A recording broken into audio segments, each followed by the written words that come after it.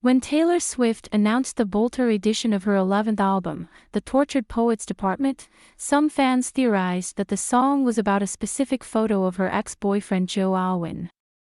The snap in question shows Alwyn and Swift fleeing or bolting, if you will, from an afterparty for the MTV Video Music Awards in August 2022. Because the duo were rarely seen in public together during their 6-year romance, fans latched onto the idea that the bolter of the TTPD track was Alwyn, who was open about wanting to keep his relationship with Swift private.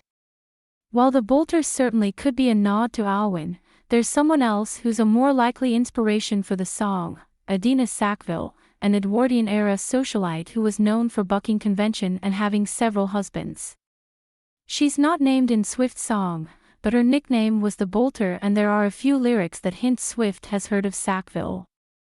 Keep scrolling for a complete guide to the real-life Bolter behind Swift's song. Lady Myra Adina Sackville, who went by her middle name, was born in England in 1893. Her father, Gilbert Sackville, was the 8th Earl de la Warr. Adina earned a reputation for flaunting social mores in the era during and after World War I, because of her numerous divorces as well as her penchant for doing things like letting her party guests watch her get dressed. Her cousin was the writer and garden designer Vita Sackville West, who was also famous for her relationship with Virginia Woolf.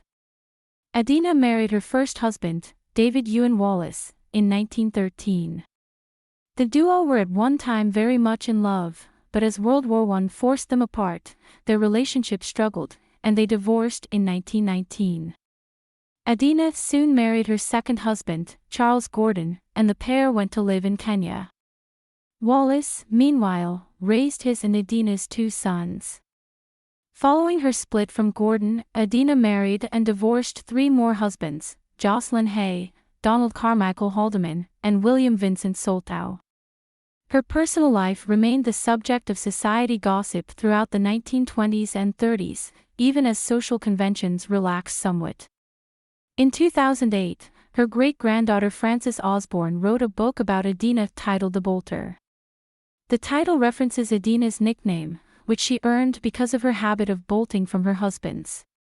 As Osborne points out in the book, Adina's husbands were often not innocent in the demise of their marriages to her.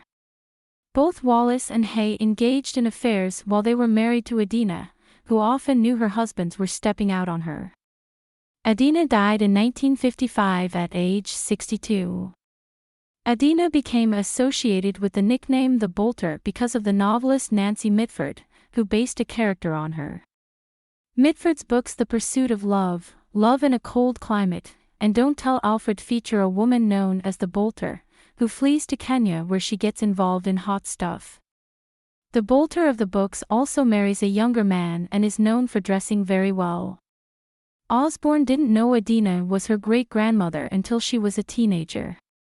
In her book, she writes that her mother and grandmother kept her secret in part because Mitford's novels had made her so infamous. You don't want to be known as the Bolter's granddaughter, Osborne recalls her mother telling her. Mitford wasn't the only author who mined Adina's life for inspiration. In 1924, Michael Arlen published a novel called The Green Hat, which followed a woman named Iris Storm. Those initials are very intentional as she embarked on a series of affairs after World War I. Like the real Adina, Iris drives a Hispano-Suiza automobile and treasures a ring given to her by one of her ex-husbands. In the novel, however, Iris is widowed rather than divorced.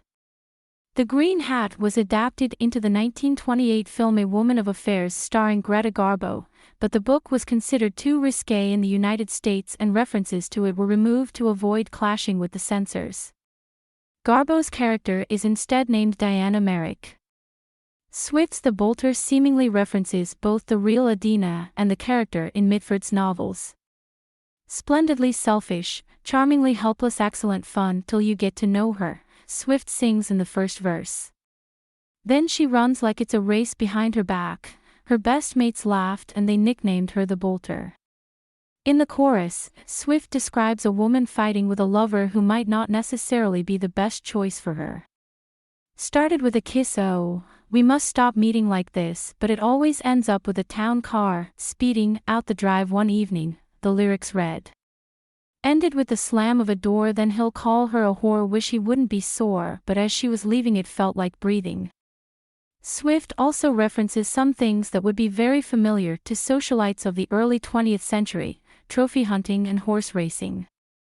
To drive home the point that the song's subject is well-traveled and promiscuous, Swift adds, she's been many places with men of many faces.